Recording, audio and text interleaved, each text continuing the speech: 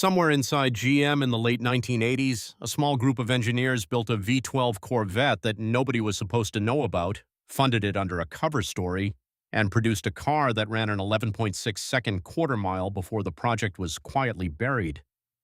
The car existed, the paperwork said it didn't, and the engine they put in it was never designed to go anywhere near a road. Most people who know this story know the broad strokes. What they don't know is how many separate, genuinely strange details had to line up for this thing to even exist, and what happened to the engine after GM decided the whole idea was too expensive to survive. There are 10 facts about this car that almost nobody connects together. I'll get to the most important one last, and when you hear it, you'll understand exactly why GM's decision to kill this project was simultaneously the most logical and the most painful thing they ever did. Let's start with the lie. There are 10 facts about this car that almost nobody connects together. I'll get to the most important one last, and when you hear it, you'll understand exactly why GM's decision to kill this project was simultaneously the most logical and the most painful thing they ever did. Let's start with the lie. Even though GM officially said the ZR-12 was just a test mule for the C4 chassis, the real reason for the 12-cylinder sports car was the first iteration of the Viper. General Motors caught wind of Dodge's new segment-leading brawler, especially the chest-thumping V10 hiding under the hood. Chevrolet couldn't just sit there, so they started a project. But here's the thing. They couldn't exactly walk into a budget meeting and ask for money to build a V12 supercar. So they didn't. Chevrolet's Corvette development team initiated the development of a V12-powered prototype and tasked the team with officially testing the ZR-1's gearbox, then diverted resources to create an exceptional Corvette variant capable of challenging the Viper's dominance. On paper, it was a structural study. The engineers called it Conan the Corvette. GM's most radical Corvette ever built was funded with a lie, and it got approved because nobody looked too closely at the paperwork.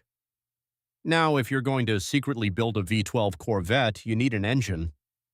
And here's where the story gets genuinely strange. GM didn't build the engine in-house.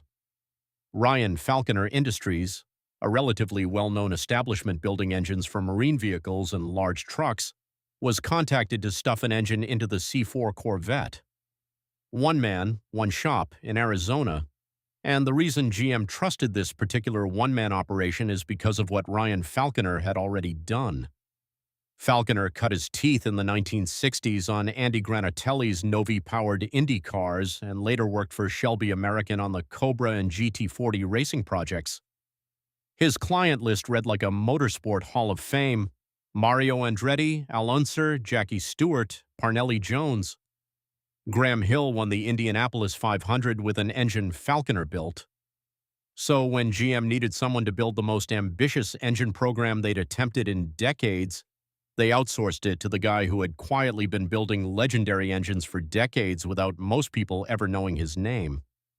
And here's the detail that almost nobody mentions when they tell this story. The engine Falconer put in that Corvette was never designed to go in a car. Developed in the 1980s, the engine aimed to target large vehicle applications like boats and planes. The V12 concept itself was born in 1979 when a friend of Falconer's suggested combining two turbo V6s for an airplane. Falconer's response was to just build a clean-sheet V12 from scratch instead, something inspired in part by his father's old Packard V12s. The Falconer V12 was brought to market in 1990 by Ryan Falconer and was designed as a thoroughbred racing engine specifically for marine and aviation use. The engine GM wanted to put in a Corvette to beat the Viper was at its core a marine and aviation power plant. It was a boat engine. It was a plane engine. It just happened to also be extraordinary, and I do mean extraordinary. The Falconer V12 had a displacement of 9.8 liters and maxed out at 686 horsepower and 680 pound-feet of torque. That's about 280 more horsepower than the most powerful American production car at the time, the C4 Corvette ZR-12, which could only produce 405 horsepower. And here's the architectural detail that almost never gets said plainly. What's even more curious about this gargantuan power plant is that it's based on a small block V8.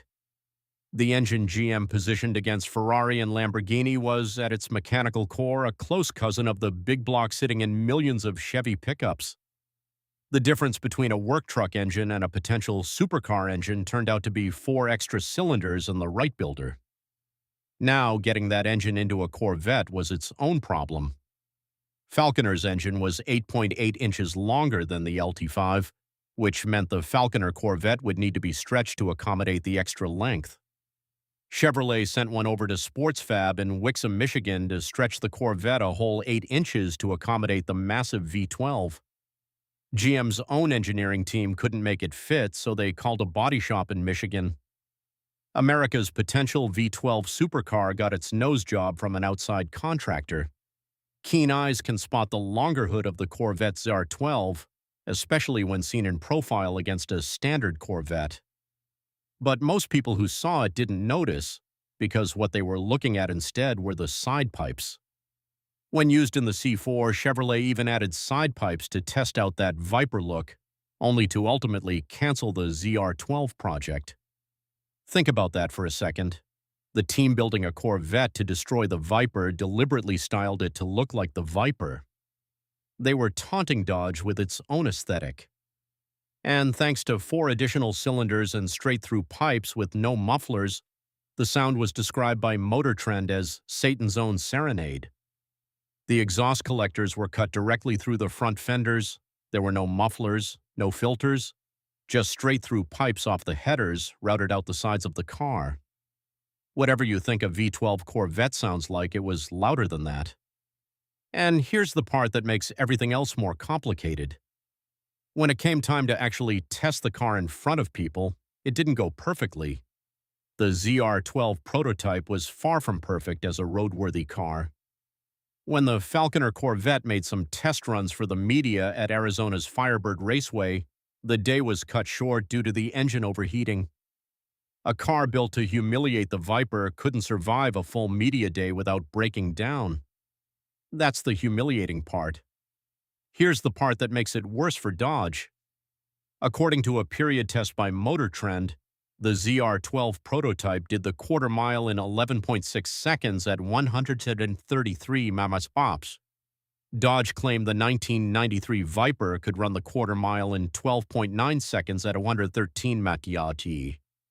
The ZR-12 was 1.3 seconds faster and 20 miles per hour faster through the traps, and it overheated before the day was done. Fast enough to bury the Viper, too unreliable to ever do it in public. But even if the reliability issues had been solved, there was still a problem that no amount of engineering could fix. The ZR-12 never made it into production because the engine alone is said to be worth $45,000 in 1990 dollars. A base 1992 Corvette stickered at $31,179. The engine cost more than the entire car it was going into. Checking off the box for RPO ZR1 added another $27,016 on top of that base price, and the C4 ZR1 suffered from slow sales in part due to its price tag. Undoubtedly, a V12 Corvette would have been made and sold in extremely limited numbers had it made it to market. A production ZR-12 would have sold for over $100,000 during a recession for a car that overheated at the track. The engine didn't kill the project, the spreadsheet did. Now, here's the thing I promised you at the start, the detail that almost nobody connects to the Corvette story. After GM walked away, the engine didn't disappear. It's available in multiple configurations for a variety of applications, primarily designed for high-performance purposes, including automotive, custom, racing, marine, and aviation use. The same engine architecture that GM judged too expensive and impractical for a production Corvette went on to break land speed records at the Bonneville Salt Flats.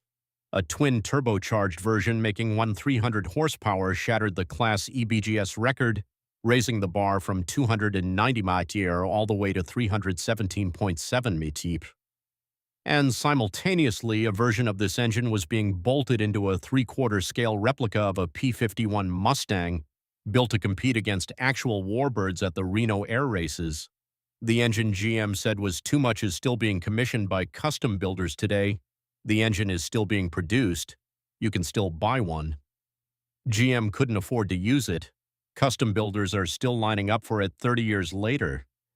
One of the ZR-12 prototypes now resides at the National Corvette Museum in Bowling Green, Kentucky, where it's parked next to an equally red first-gen Viper, which is genuinely perfect.